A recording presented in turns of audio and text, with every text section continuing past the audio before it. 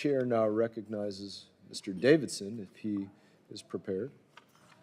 I thank the chairman. I think our witnesses, and when Secretary Blinken was here recently, I asked him about the Monroe Doctrine and when or whether it was a calculated decision by the United States to abandon that, and he seemed unfamiliar with the Monroe Doctrine.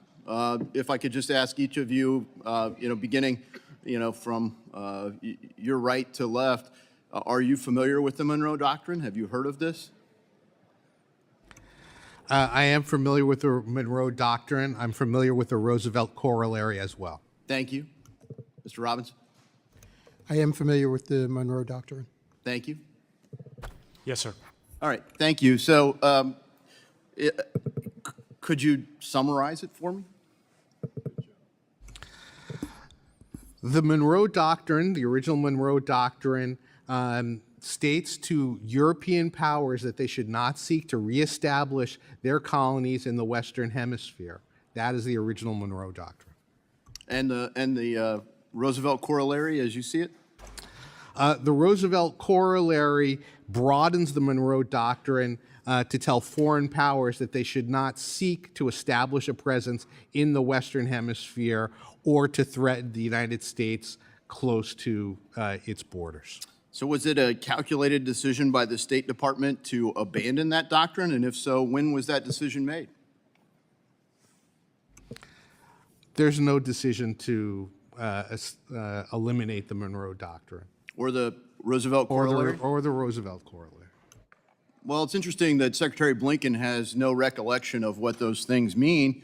Hopefully he understands what the policy means, but if you look at the results, you would say, no, it seems like he kind of decided we're not actually going to do that anymore. I mean, the chairman started the hearing off by pointing out the results, so if we're still embracing those policies, how do you reconcile the results? I think that we have worked intensively to strengthen our partners and allies in this hemisphere. We work with them on security, democracy, prosperity. The idea that you're not doing anything to counter the other powers coming into the United States. I mean, frankly, it seems like the administration's more concerned about Pride Month activities in Guatemala than they are about China's presence all over the entire hemisphere. I mean, if you look at the agenda, if you look at the ambassadors and what they're emphasizing, and in Guatemala, speaking of that, the Secretary of State was just down there trying to get the Attorney General fired. Why is it an official policy of the United States to get the Attorney General of Guatemala fired? The Attorney General of Guatemala, Consuelo Porras, is a sanctioned individual who has used her office to attack civil society, to attack anti-corruption crusaders, to go after public officials who have combated corruption.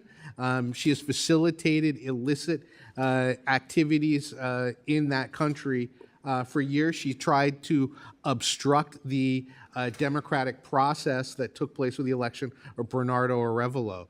This is a person who has done a lot of very worrisome, very bad things. So for that, that's why, is it an official State Department policy to revoke the travel privileges for members of the Guatemalan legislature if they don't support removing it? It sounds like there was a gathering where leverage was applied to Guatemala's legislature in order to coerce them into firing somebody that the Biden administration doesn't like. And frankly, I'll point out that wasn't the first time that Joe Biden was working to influence the firing of a prosecutor. We believe that the Guatemalan people should have the right to be led by their democratically elected choice as president. Do you believe it's fair for the the Biden administration, not the United States of America, but frankly the Biden administration, not acting on behalf of the interests of our country, to threaten the Guatemalan legislature? What we have said is that those who use corrupt means, the payment of bribes, the threats of a wrongful prosecution against their own citizens to prevent a democratically elected leader from taking office, that is a threat to democracy. Well, you know what's a threat to democracy and sovereignty is the invasion of our border. So I would love it if you were using the same kinds of leverage. If you're going to use leverage, use it on behalf of our country to defend America's border. Because instead, the Biden administration, with the help of our State Department, has facilitated an invasion of our country. So please focus on our sovereignty in our own country.